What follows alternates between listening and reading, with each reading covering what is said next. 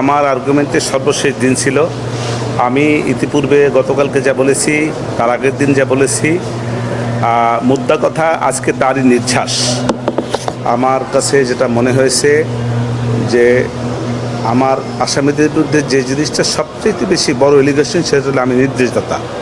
এই নির্দেশদাতা হিসাবে আমি মনে করি রাষ্ট্রপক্ষটা প্রমাণ করতে পারে নাই। কেন পারে নাই, তার পিছনে আমার বক্তব্য হলো এই যে অডিও এবং ভিডিও রেকর্ড দ্বারা তারা বলতে চাচ্ছে যে আমি নির্দেশদাতা। সেই অডিও এবং ভিডিও রেকর্ডগুলিকে শুধু একজন দ্বারা তারা ওনারা পরীক্ষা করেছেন, রাসায়নিক পরীক্ষা।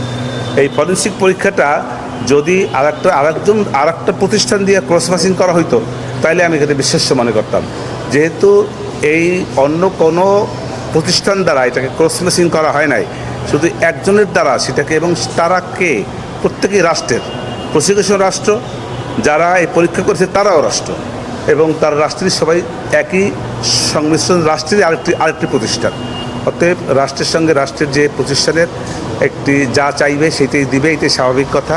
অতএব যে সমস্ত সাক্ষীরা সে ফরেনসিক রিপোর্ট দাখিল করেছে, সেই ফরেনসিক রিপোর্টগুলি অগ্রাহ্য হইবে বলে আমি মনে করি। এছাড়া রাজাকারের নাতিপতি উস্কানি, এই উস্কানির জায়গায় আমার বক্তব্য শুধু এরকমের যে ছাত্রছাত্রীরা এই বক্তব্যটাকে ভুলভাবে নিয়েছে। উনি ছাত্রছাত্রীদেরকে রাজাকার নাতিপতি বলেন নাই, কারণ বর্তমানে যারা যে সমস্ত ছেলেরা আন্দোলন করেছে,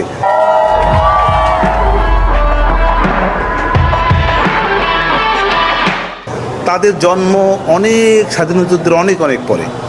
আর তাদের পিতামাতাকে তারা রাজাকার ছিল কি না, তার দাদা নানা রাজাকার ছিল কি না, এইসব প্রশ্ন আমি করেছি। সবাই বলেছে যে আমরা কেউ রাজাকারের নাতিপতিও না এবং রাজাকারের সন্তানও না। সেক্ষেত্রে এই যে বক্তব্যটার ভিতরে একটা ভুল ছিল, এবং তাদেরকে বাচ্চা কোমলমতি ছেলেমেয়েদেরকে ভুল বোঝানো হয়েছে কোনো একটি পক্ষ দ্বারা।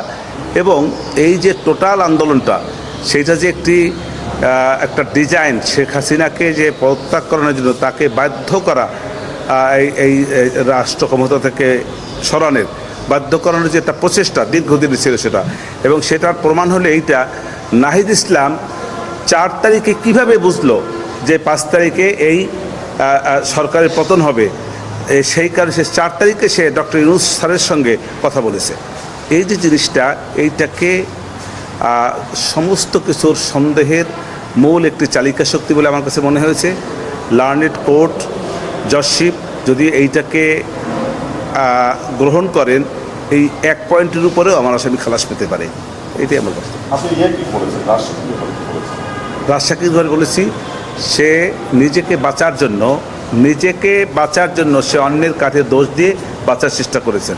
অতএব এই যে অন্যকে দোষ দিয়া নিজে বাঁচার যে প্রচেষ্টাটা, এটাকে গ্রহণ করবেন না বলে এটাই আমি মনে করেছি। উনি দোষী। কল রেকর্ড বললাম একটু আগে। প্রেয়ারে বলছি আমার আসামিরা বিরুদ্ধে সন্দেহাতীতভাবে রাষ্ট্রপক্ষ এই মামলা প্রমাণ করতে সক্ষম হয় নাই। এই সক্ষম না হওয়ার কারণে আমার আসামিরা খালাস পাবে।